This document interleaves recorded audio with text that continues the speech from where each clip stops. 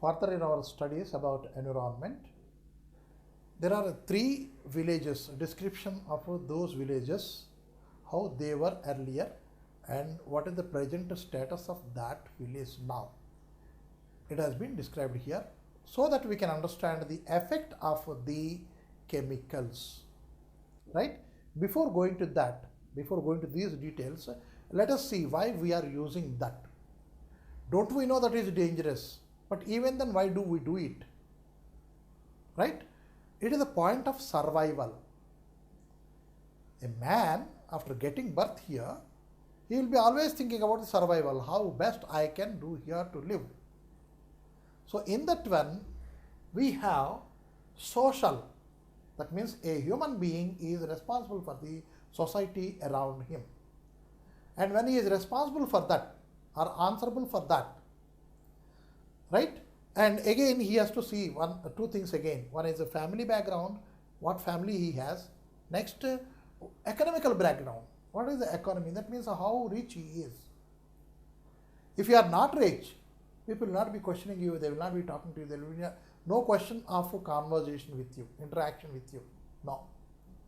Earlier it was the caste system. Now caste system does not exist. Only one class is rich class, the other class is poor class. And in between there comes a middle class. That's all.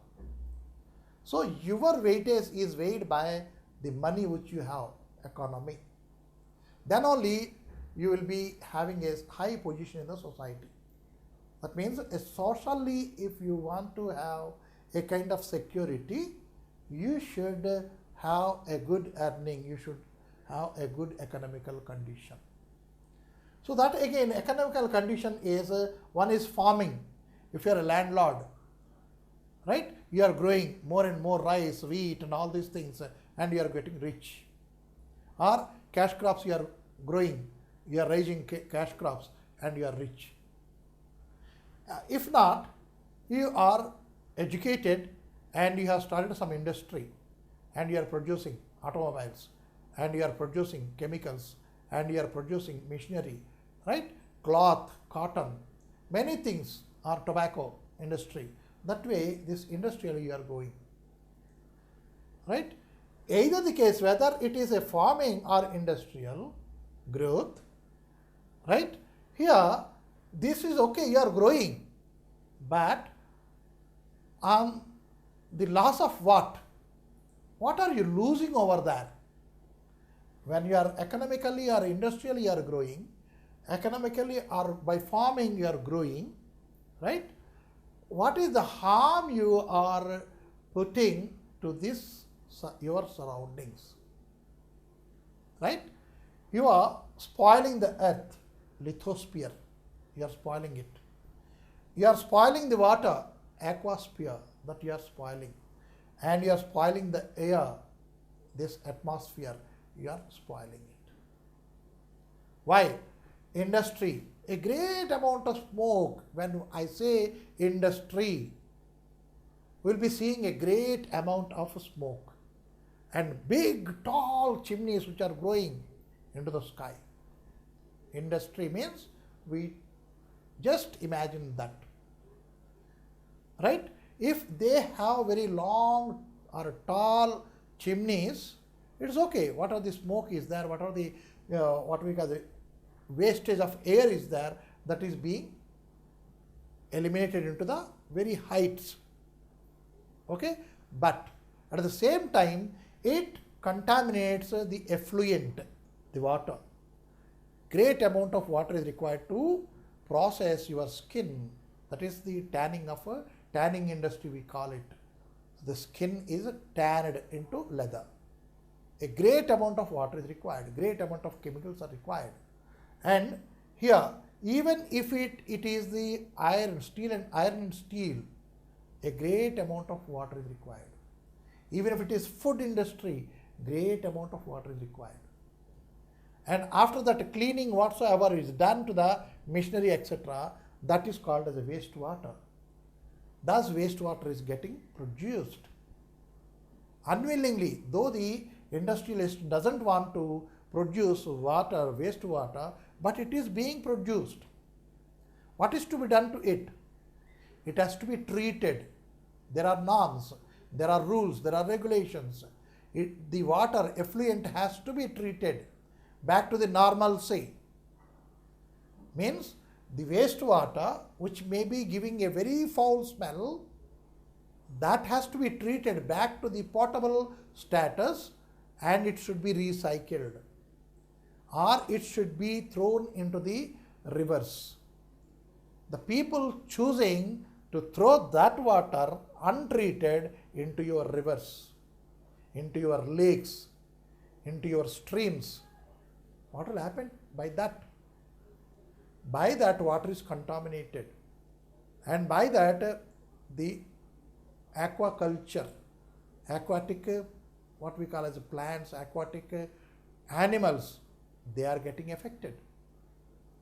Right? This we are not aware about it. Simply we want this industrial product. We want this and we are losing this.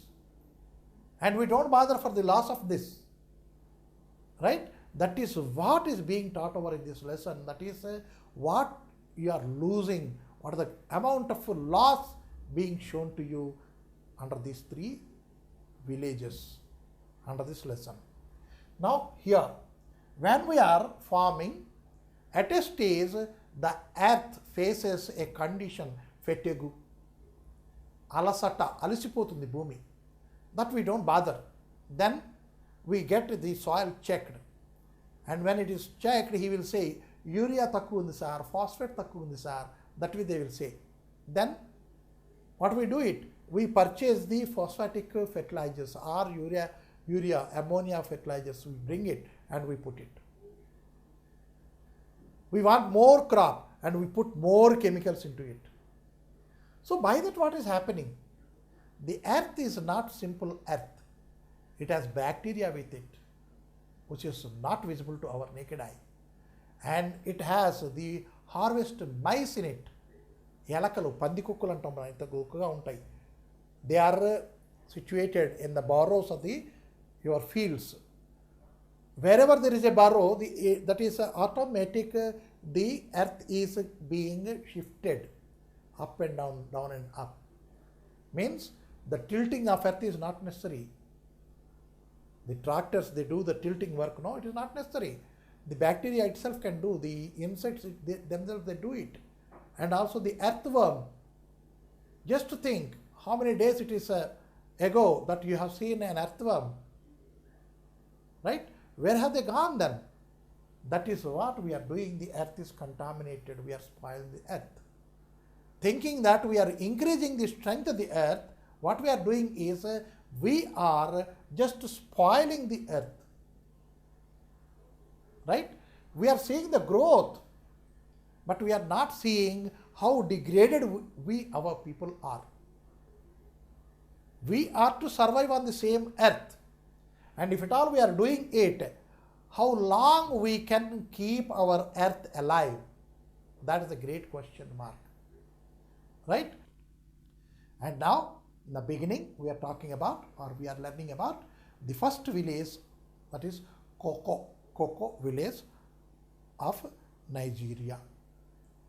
Nigeria, obviously it is a place in your Africa. Mr. Sunday Nana, it is a name, has been taken.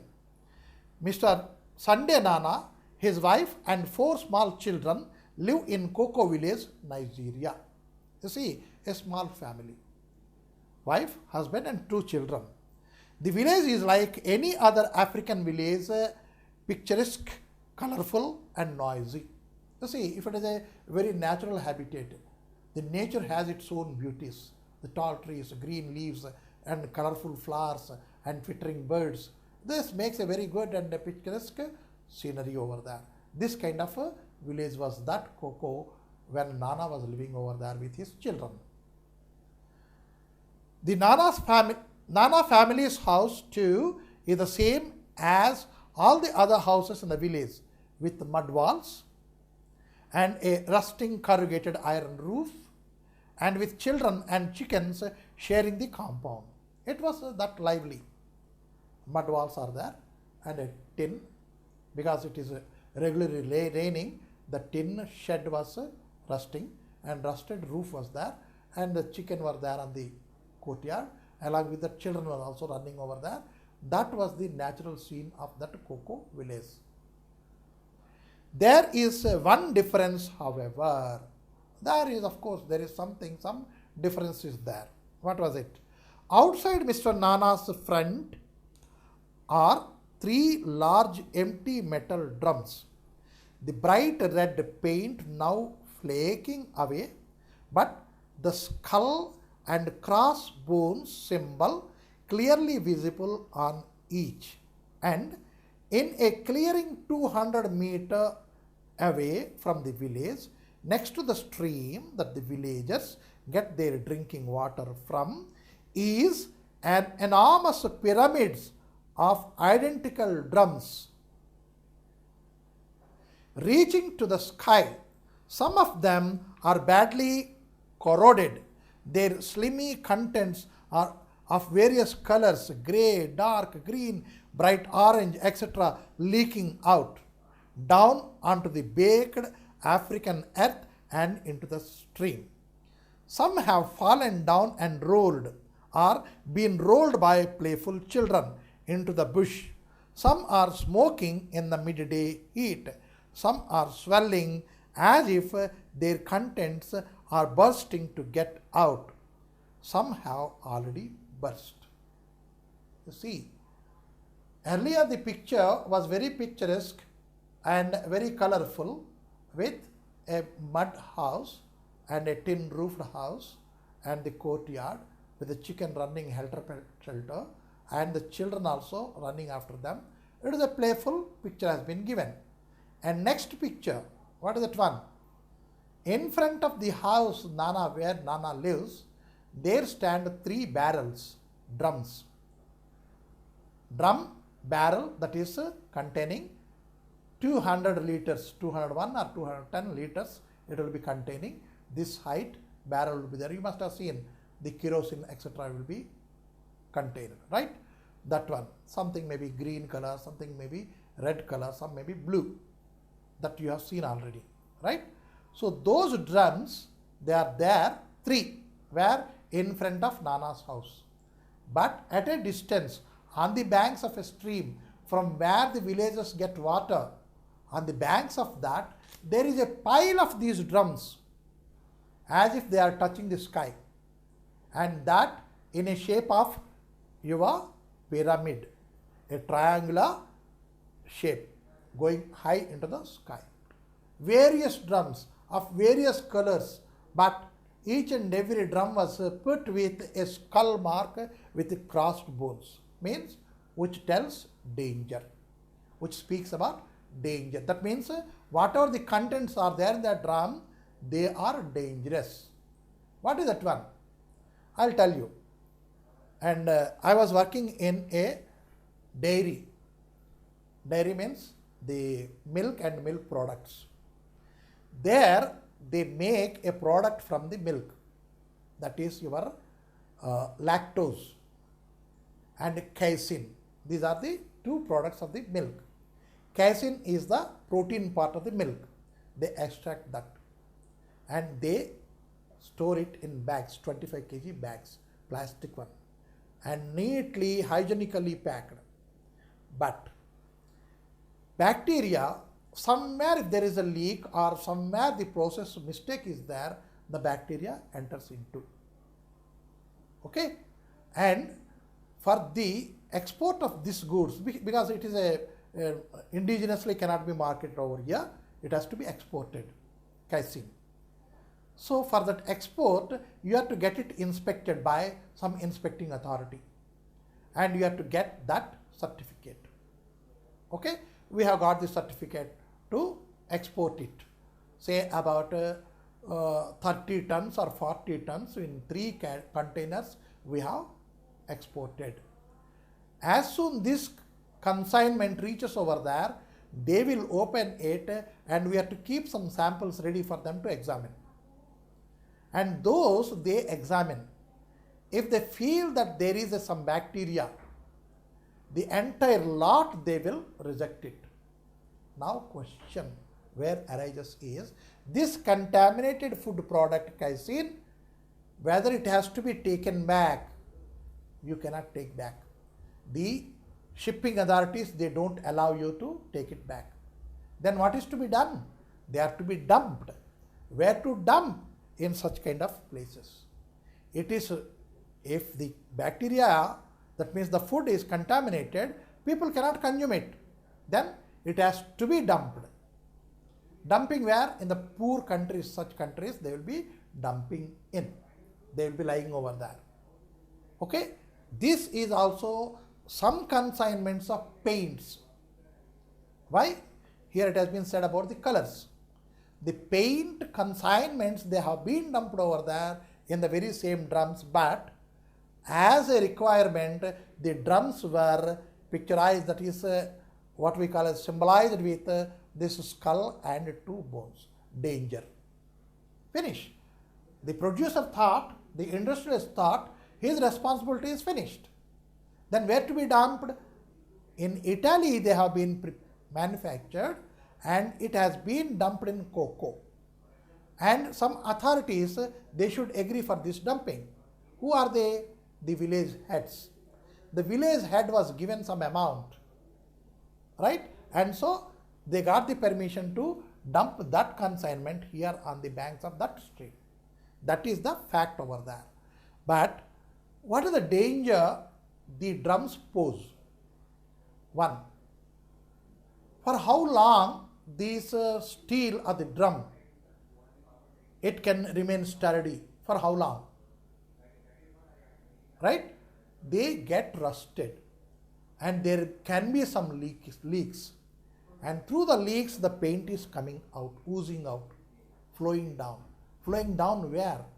Flowing down into the stream from where these villagers get their drinking water. And down to the streams, the leaking is going and flowing down, where the village children, they jump into the stream and swim. You see how dangerous it is. Is that much? No. Because of the heat over there, because of the heat, the content of the drum, it gets expanded.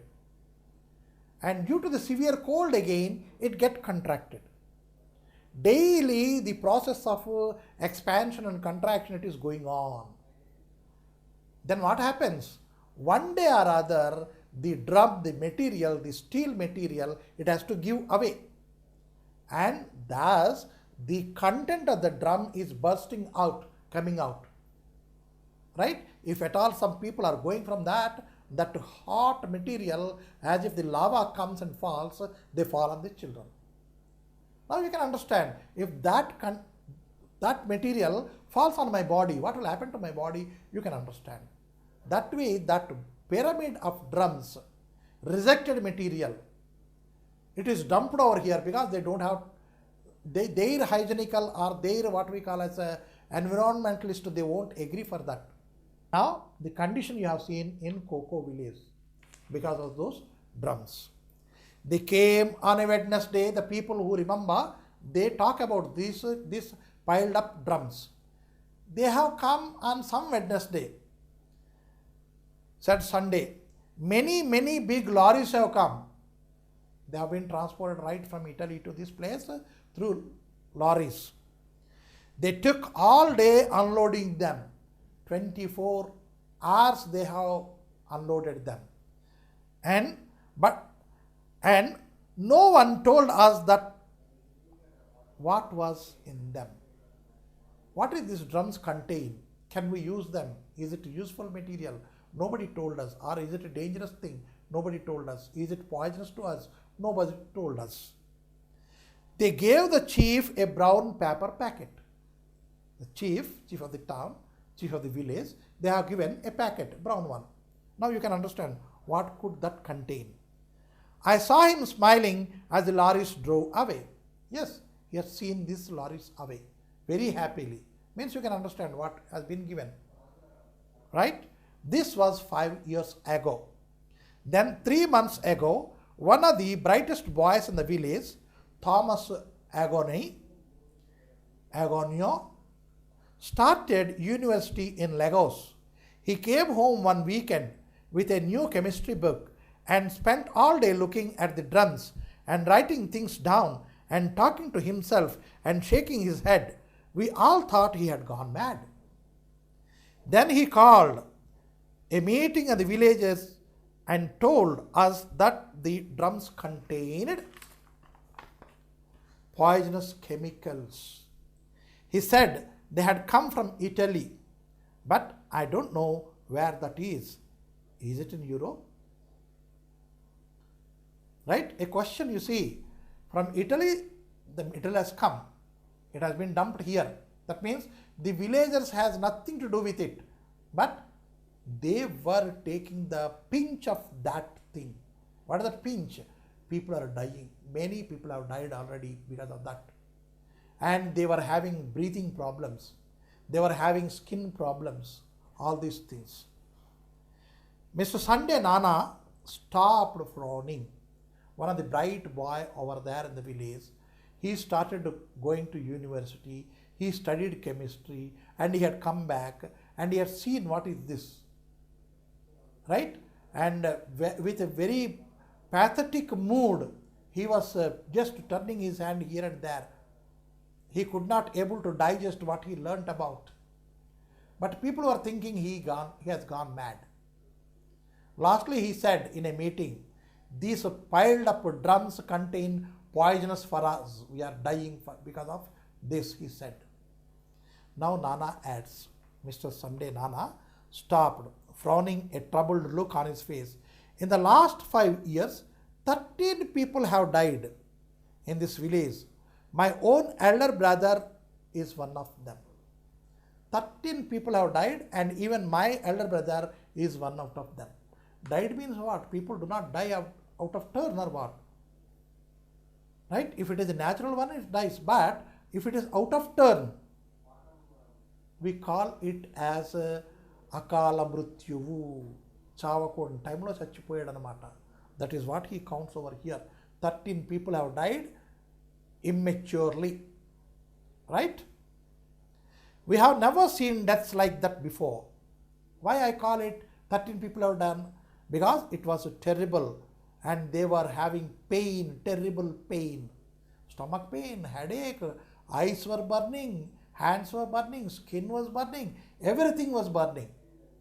And now, some more thing is, what is that one? With a terrible pain they have died. We have never seen deaths like that before. Lots of our children are sick. Not only that, now in the survivals even, lots of the children are sick. So, we have asked the government to take the drums away, but they do nothing. Where can they take it? See, here is the place and they dumped it here. And if there is some other place, they will do it. But where is that place? Why should they take the trouble of that? Removing these and putting them somewhere else. We have written to Italy, but they do nothing. They have dumped it here. Why I should take it back? Not necessary. I leave it there only. So Italy, though they have written to Italy, there is no answer about it. The chief says, we should move our houses to another place. The chief says, very good idea he has given. Arey, why are you living over there? Leave that place. Go away from that place. I can go away from that place. But can I get the stream of water there? First question. Do I have that much of money to run away from that place and establish my house once again somewhere? That is a big question again. Right? What is that one? Here, we have no choice. We have to stay here. And they, pointing to the mountain of the death in the clearing, are our neighbors. They had to accept. There is no other go. How long will they have to run from the place? They cannot.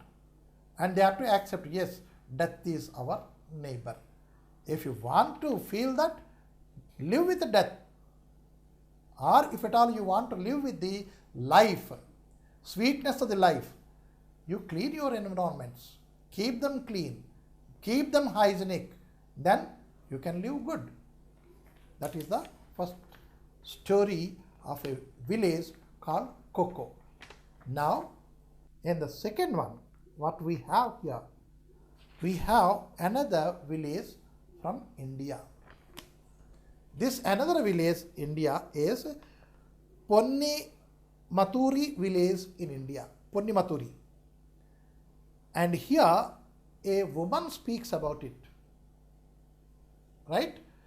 This village, it is famous for your skin tanning. Right? Leather tanning work. I can remember the time, she said wistfully. Wistfully, thoughtfully. I can remember the time, she said wistfully, thinking about the last. And within that last thoughts, she was happy. That is wistfully. When all the fields around this village were green and the harvest was good. The fields were very good here. And wherever I look, up to very long distance, I can see the greenery and the crops were growing very nice. The thought, when you go back, when you feel happy, that is wistfully. Her outstretched arms described a complete circle as she stood in the morning sun. She said, this all complete circle like this. So, stood in the morning sun. Then they built those monsters. Why? They are emitting smoke. Not only emitting smoke, something else which killed her thin and thick. Let us see who are there. Her voice now spluttered in anger as she shook her fist at a collection of ominous looking black buildings on the horizon. Those, when she said, closing the fist with anger. Why? We have to come across here why she was very angry about that. Covered in a low-lying shroud of thick smoke. She was pointing at the black buildings over there, and they were covered with all surrounding with smoke, and it is very low, which is showering over it. They said that factories need leather to make shoes, handbags, clothes. They said our menfolk would get jobs. They said we would all become rich. You see, before when they established those factories over there, they said our menfolk will become rich. The same thing happens. You see, whenever there is a big construction or we are reserving lands for what we call as SEZ, industrialization and all these things, right? There you can see many farmers have to leave their fertile lands. Of course, compensation will be given, a very good amount. People are just attracted to that lucrative amount.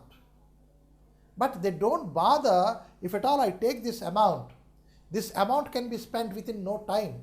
What would I do later? That later question does not come. Or what do my children do later? Right? As long as the land is in my hands, I am the owner for it, I am the authority for it, and I would sell it. But what will happen after that? Industrialization. And in the industrialization, the chemical industries, medicine, they produce medicine, no doubt. But along with the medicine, there will be byproduct, wastage of chemicals, wastage of water, wastage of many things. Smoke will also be there. It will be left. Fumes, acid fumes, they will be left into the atmosphere. Thus, pollution occurs. So she is pointing out those factories, and when they were being established, our people were told that our menfolk will become rich. Right? They will be employed over there. Okay? And leather is being produced over there. Bags will be made, and your belts will be made, shoes will be made, and your clothes will be made. Likewise, we were told. Right? We stood silent, each thinking our own thoughts. We stood silent because if somebody shows us a very, what we call as a heaven they have shown us, then we were in a mesmerized mood. We were seeing things, great things we were seeing, and we were thinking, and we kept silent. Yes, they told us all that, but there is so much they did not tell us. See, if you see this, you will say, yes, it is fair and complex. And this, a bit thick color, right? People will not show this, they will show this. So, while showing this, they will take care that this should appear very beautiful. People are attracted to what one shows to you or what they see to you.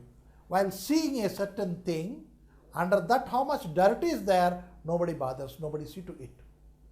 So whenever you are going into some kind of a business, right, a deal, you have to see it in and out and with all the things you have to deal with. Then you have to say, yes, I am going with it. Yes, I am not going with it. Likewise, you have to decide. But here I have seen, I have heard that my menfolk are going to become rich and my menfolk are going to get jobs, right? And so I agreed for it. Other part I have not seen, which they have not spoken. What is that non-spoken part? Many things are there behind it. What are they? They did not tell you that to change animal skin into leather, which they call tanning, uses as many as 250 different chemicals, including heavy metals such as cadmium, arsenic, and chromium. These are very heavy metals. That means your digestive system or your breathing system, respiratory or your circulatory system cannot carry these heavy metals. But day in and day out they have to breathe the very same thing and they have to drink the very same thing. Now you can imagine, right? The tanning is required these many 250 varieties of chemicals and also heavy metals like cadmium and your arsenic and chromium. These are required. Nobody told us. They didn't tell you that these chemicals are discharged into the environment from those chimneys, stacks, and fall to earth for miles around, polluting the earth below. They did not tell you that this would poison your fields so that nothing will grow. You see that smoke, which I am showing there. It is the smoke of those metals, powder of those metals, and they are hanging in the air. And they will be getting down, where? At a distance, no doubt. But wherever they settle, that earth becomes barren. It doesn't remain anymore fertile. The whole earth becomes barren. Nothing can be grown. That has not been told to us. Simply they said, we are erecting these companies here in which leather is tanned. And they did not tell 250 chemicals are to be used. Very heavy metals are to be used. They did not tell us. And they may make our fertile lands into barren lands. They did not tell us. They did not tell us that the chemicals would be dumped in open fields and into our rivers. They did not tell. Effluent is necessary, water is necessary to tan it. Right? And that effluent, it has to be treated and it has to be left into the streams. They did not tell us. Even if it is treated, some amount of heavy chemicals will be left. They did not tell us. And they even did not tell that not treated effluent will also be, industrial waste will be left into our streams. They did not talk about this. Sighed Vijayasama. We had been thinking the same thoughts.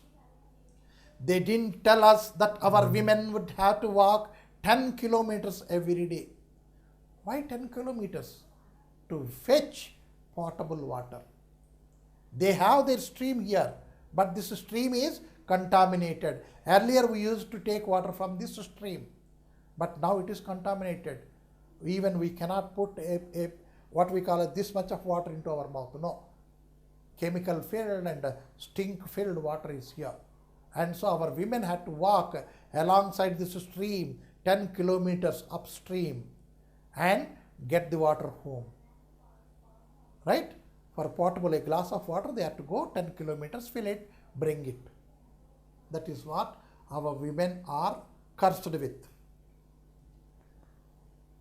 They didn't tell us that we would get ulcer and sores on our bodies. They did not tell us. Her voice trailed off. There is so much they didn't tell you, I thought. We don't buy leather shoes or leather handbags or leather clothes, she said. We don't want them. We don't buy them.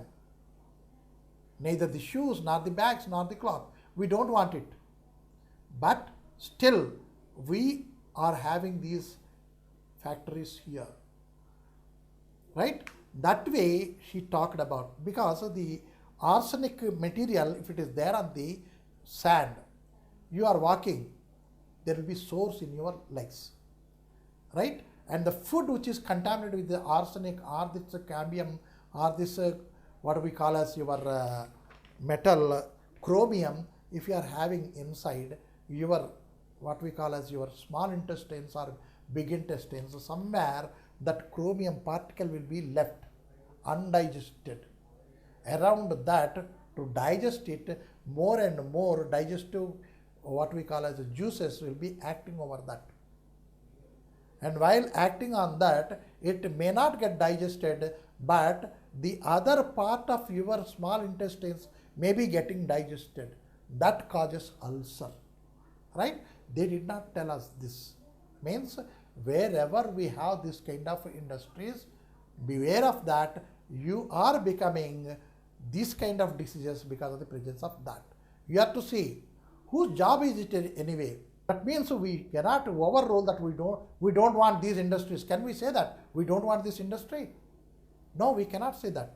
But whether that company, that industry is working properly or not, whether all the restrictions, all the rules and regulations which are put, which are governing the factory, are they following it or not? Who will see? You again call the government will see. No, it is you have to see to it. Then all the pollution can be controlled. That is what we are learning out of this second story of a second village. Now we have one more village. In our last class we were reading about the pollution and about two villages we had read about, right?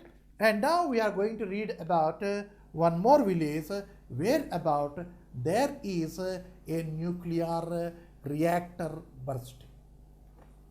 Now we are going to read about that lesson of the condition of the village, that is Vorobyo village in Ukraine. And that Ukraine was formerly called as USSR.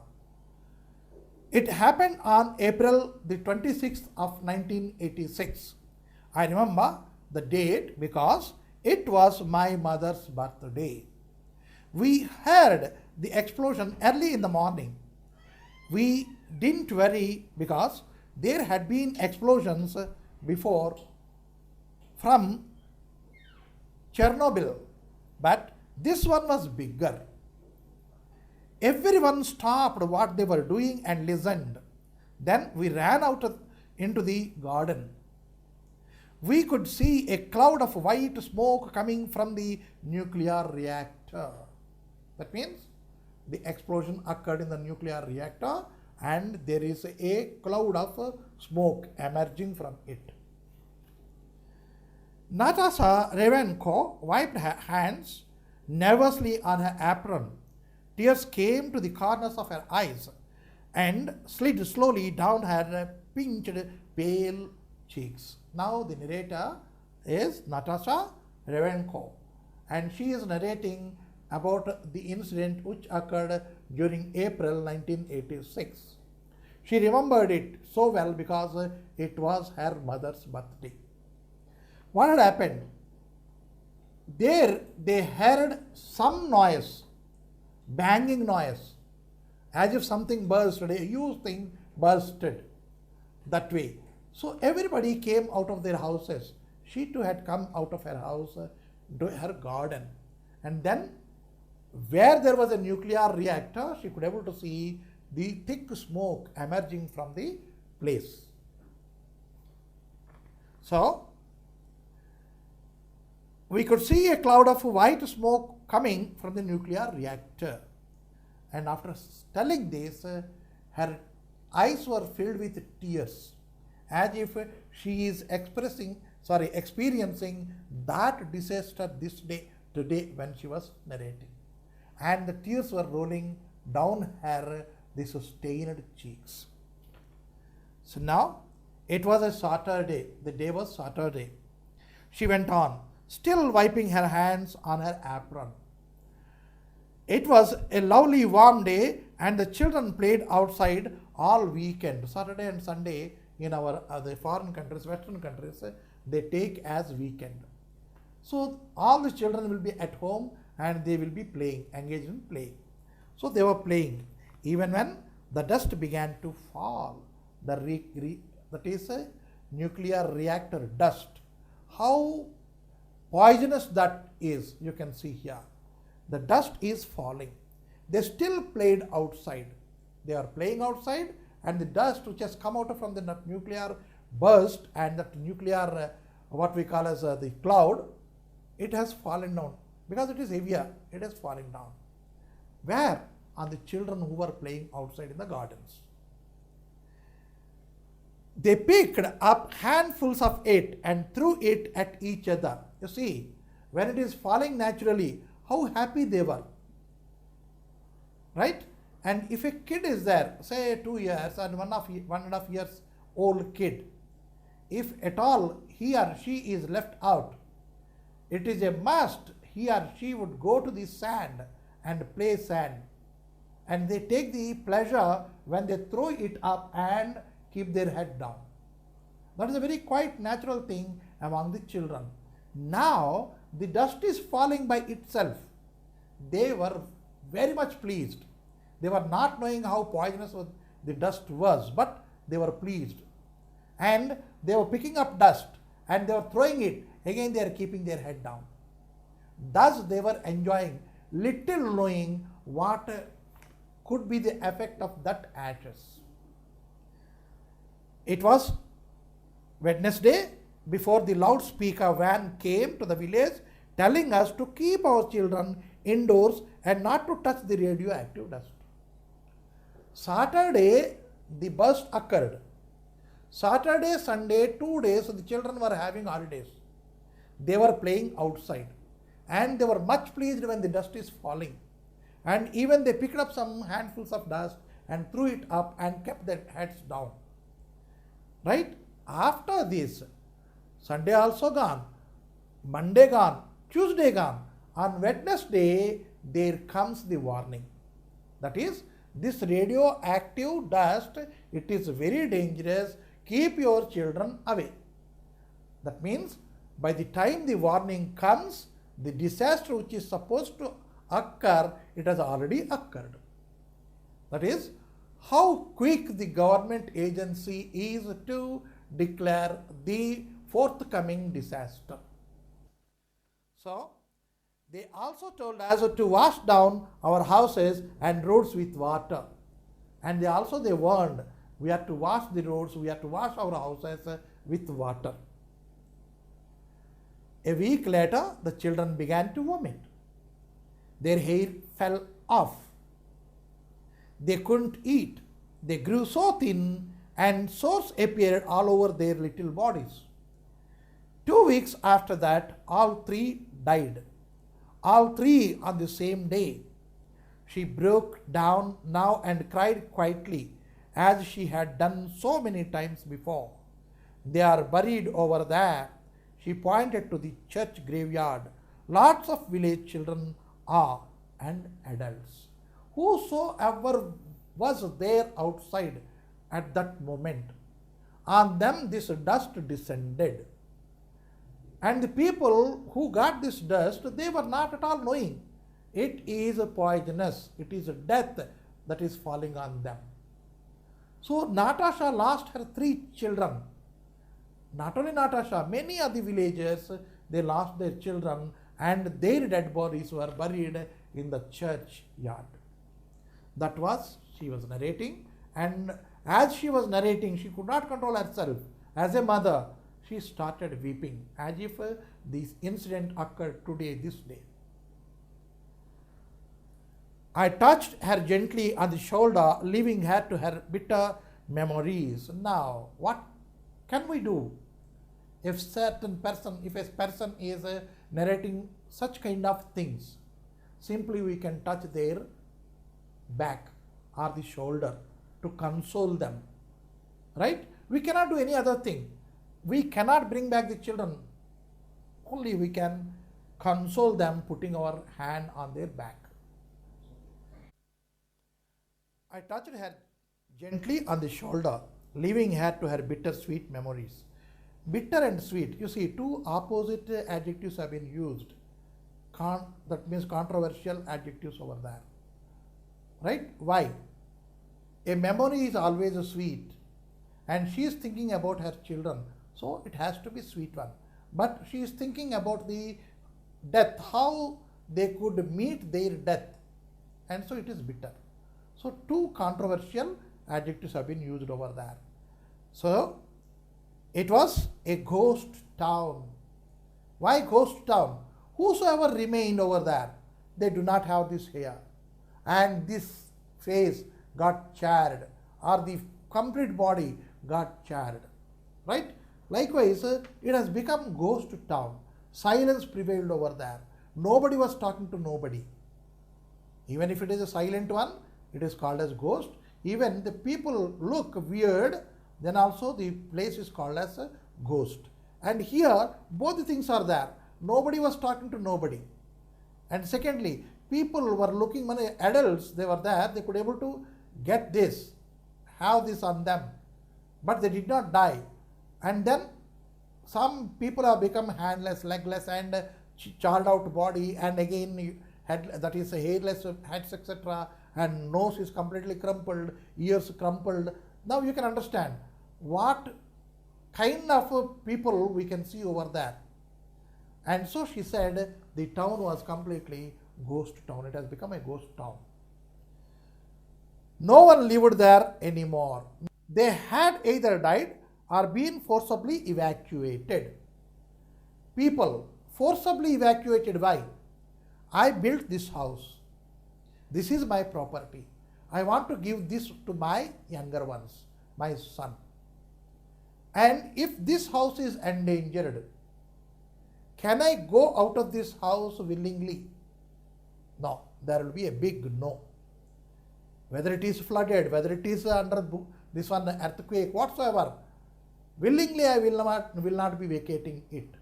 So unwillingly, forcibly, the people have been evacuated from that place, so that kind of, when the cloud comes, the dust cloud comes, the effect of that terrible dust will be there for years together, and so they have been evacuated from the place. Now the place has become very calm and quiet. Nobody lives over there. If at all somebody lives, it appears, or he appears to be a ghost, and so the town is a ghost town. The fields were barren, nothing grew, nothing ever would again. There was no bird song, no rabbit peered at me, no cow endlessly cheered, no horse neighed. Now, not only the human beings, the other flora, fauna also got affected by this cloud of nuclear waste. Horses, cows, every animal, we did not have to count this and that. They got affected, they also died over there. Human beings have been evacuated, but the animal, you see, they will not be, the animal stock will not be taken, carried. Let them die. That way they have been left over there. So the complete town is a barren one. Nothing is grown, because that dust, it makes a layer over it. And unless that dust gets the characteristics of a natural earth, till then nothing can be grown. Of course, it will take time. It will get into, but Before that, it will take time. Until then, there is no flora, no fauna, nothing over there. Natasha caught me up as we boarded the bus marked Moscow. Thank you for coming with me, she said. I wanted to see the graves and the house again before I die. You see, last lingering wishes. Every man nurses these lingering wishes with them. What is that one? My childhood I have spent somewhere. Right? I would like to go there at least one day during my lifetime. And here she left everything in that village. Maybe because of some this unnatural calamity whatsoever, and sudden calamity we can say. But she wanted to see what? One, the churchyard, the graveyard, the tombs of her children, and the house which she left behind. These two she wanted at least once before her death. So along with the writer, she had been there, and while coming back to Moscow, she thanked the writer for the kindness shown, and because he carried her or she carried her to that village. Now you see, we are day in and day out, we are playing with the dangers. And every precaution is there just beside that.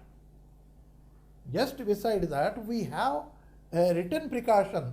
It is danger, a skull and 2 bone marks that will be put over there. Even then, I may not go and touch deliberately, but somehow I may fall on that. Means day in and day out we are playing with danger knowingly. And in that, why we should not take precautions? If you are some authority in some of the factories or somewhere, you will be knowing, yes, this effluent should not be left, or yes, this gas is dangerous, it should not be left into the atmosphere. Yes, this dust is dangerous, it should not be spread all over the earth. That way you will be taking precaution. And so this environment and the what we call as biodiversity has been given here in our unit 6.